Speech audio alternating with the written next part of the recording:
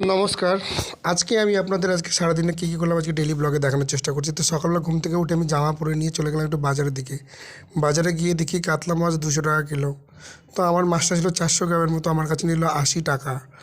তো কাতলা মাছটা নেওয়ার পর আমি একটু বাজারটা ঘুরতে চলে গেলাম, দেখি আর কি নেওয়া যায়, কী শাকসবজি নেওয়া যায়। তারপরে আমি ওকে ফোন করে বললাম যে কী নেবো, তো ওই বললো যে শাকসবজি সবই আছে, তোমাকে কিছু নিতে হবে না। তো তারপরে আমি একটু নিয়ে নিলাম শিঙি মাছ। শিঙি মাছ ছিল 400 টাকার মতো কিলো। তো 250 গ্রামের মতো শিঙি মাছ নিয়ে নিলাম আমি। শিঙি মাছটা নেওয়ার পর হয়ে গেল আমার বাজার করা। বাজার থেকে তারপর চলে আসলাম আমি এদিকে এসে দেখি একটু ডালপুরি ভাজে। তো আমি একটু ডালপুরি নিয়ে নিই, রবিবার দিন আজকে। ডালপুরি নেওয়ার পর আমি চলে আসলাম একটু মুদিখানার দোকানে। আমি নিয়েছিলাম, এসে দিয়ে নিলাম আমি একটু ডিম, পাউরুটি, লবণ, টুথপেস্ট, এই 4টে জিনিস। তারপর রুমে এসে দেখি জলও শেষ, জল না আনলেও হবে না।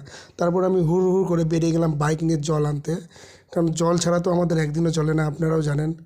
আর আমাদের মালদাতে জল কিনেই খেতে হয়। গ্রামের দিকে যদিও সাবমার্সিবলের জল চলে, কিন্তু এখানে জলটা কিনেই খেতে হবে। তারপরে জলটা নিয়ে এসে আমি জলটা ঢেলে দিলাম আমার এই ড্রামের মধ্যে।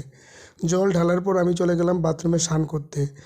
আজকে গিজারের তারটাও ডিস্টার্ব ছিল, আমাকে ঠান্ডা জলে স্নান করতে হবে, কিচ্ছু করার নেই, আমাকে ডিউটিও বেরোতে হবে।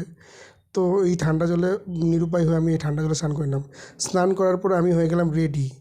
রেডি হওয়ার পর আমি তারপরে যে ডালপুরিটা নিয়ে এসেছিলাম, সেই ডালপুরিটা আমি খেয়ে নিলাম। ডালপুরিটা খেয়ে এই যে আমি এসে নিয়ে একটু দেখে নিচ্ছি চুলগুলো ঠিক আছে কিনা, কারণ মার্কেটে আমরা সেলসের কাজ করি। তারপরে এই চশমা পরে বেরিয়ে গেলাম। আমার যদি এই ভিডিওটা ব্লগটা ভালো থাকে, তাহলে চ্যানেলটা